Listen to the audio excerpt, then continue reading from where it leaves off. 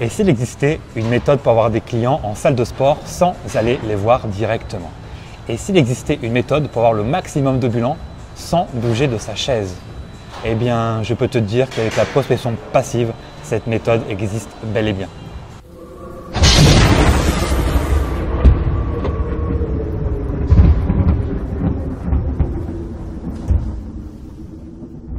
Salut, c'est Gary, j'espère que tu as la forme.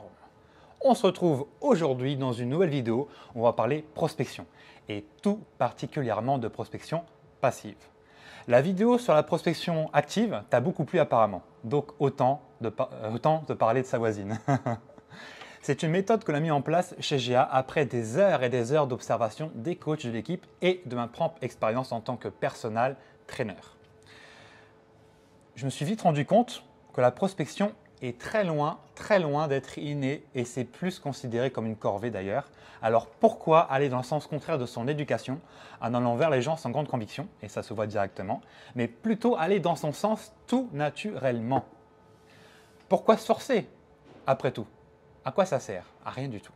C'est la question que je me suis posée et je me suis dit, Gary, et si tu inventais une méthode que n'importe quel coach pourrait suivre sans la moindre difficulté et qu'il puisse la faire tous les jours? Et j'ai trouvé la combine. Ce qui est bien avec cette méthode aussi, c'est qu'elle est vraiment pas mal pour les coachs qui seraient introvertis.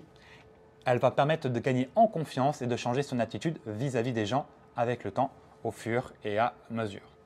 Dis-toi aussi une chose. De plus en plus de personnes en ont marre d'être dérangées à longueur de journée, que ce soit au téléphone ou dans la vie.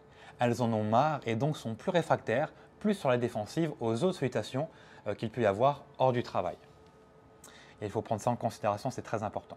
D'où l'intérêt d'utiliser la prospection passive pour suggérer, mais pas pousser à l'achat, en tout cas dans l'immédiat. T'es prêt à écouter ma petite méthode, mes petites astuces? Ouais, prends des notes, n'hésite pas. Alors tout d'abord, commence par la tenue. C'est très important, il faut que tes vêtements soient d'une couleur qu'on puisse remarquer.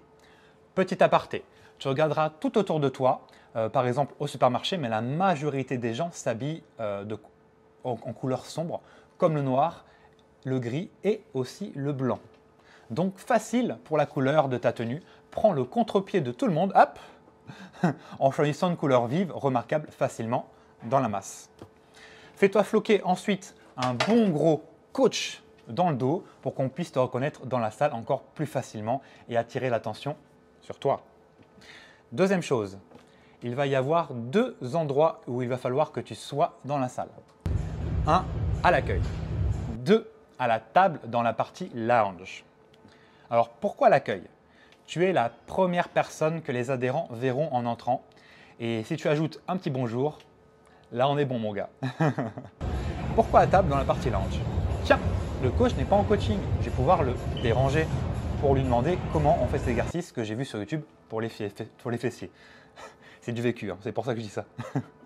Et deux moments clés où tu vas pouvoir attirer les regards. Un, en coaching. Deux, quand tu te balades dans la salle. Pourquoi en coaching? Car quand tu vas coacher, que l'on te voit bien et surtout que l'on t'entend bien, ta petite voix, alors tu vas attirer l'attention sur toi. Vu que tu es en coaching, les gens vont pouvoir se faire une idée de ce que c'est d'être coaché. Très peu de gens se sont déjà fait coacher auparavant, donc ils ne savent pas du tout comment ça se passe. Alors quand tu es en train de coacher, c'est la meilleure vitrine. Plus tu vas coacher, plus tu auras de clients. C'est un effet boule de neige incroyable. Tu sais pourquoi d'ailleurs? Si tu as toujours des personnes différentes en coaching régulièrement, les gens vont le voir et vouloir être coachés par toi. Car dans leur tête, si plein de femmes lui font confiance, c'est que c'est un bon coach et qu'elles ont du résultat. Exemple, tu prends deux restaurants de fruits de mer au bord de la mer qui ont la même carte et qui sont collés l'un à l'autre. On va prendre l'exemple de Saint-Jean-de-Mont. La différence, c'est que dans le premier resto, il n'y a personne et dans l'autre, le resto est plein à craquer. Il y a une file de 25 mètres pour y manger. Lequel les gens vont aller, d'après toi? Eh bien, celui où il faut faire la queue. Eh oui, c'est contre-intuitif. Pourquoi? Tout simplement, dans notre inconscient, on se dira « ces gens sont capables d'attendre une durée indéterminée pour juste avoir une table, donc c'est que ce resto est un très bon plan. C'est qu'il mérite que l'on attende. » Pour le coaching, c'est pareil. Plus tu auras de clients, plus tu en auras qui se battront pour se faire coacher par toi. Pourquoi? quand tu te balades en salle. Aussi parce que tu es libre. S'ils t'ont vu coacher, alors là, une balade s'impose pour récolter les numéros des personnes intéressées et qui t'ont regardé. Et peut-être que tu auras une surprise. Peut-être une surprise, mon gars. Une carte dans ton urne à l'accueil ou une personne qui aura demandé d'un fois l'agent d'accueil. C'est ça ta petite surprise que tu peux avoir. C'est très important de ne pas rester trop longtemps à table car dans la tête des gens, le coach qui est à table, sur sa tablette ou son téléphone, c'est un coach qui ne fait rien. Donc alterner les phases assis, debout est essentiel pour montrer que tu es bien présent.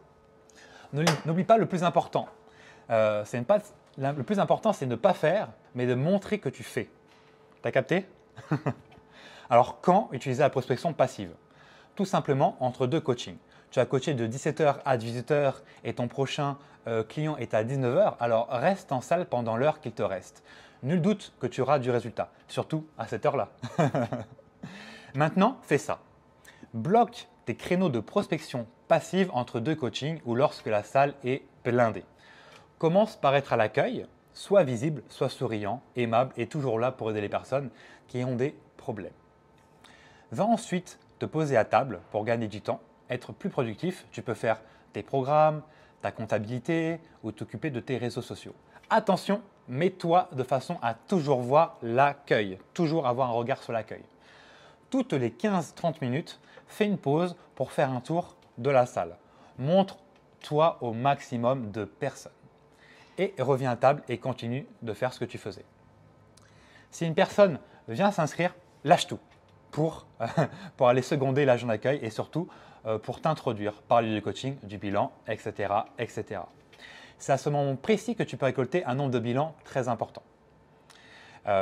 Répète ce schéma X fois, tu verras, c'est assez efficace, ça marche bien, très bien même.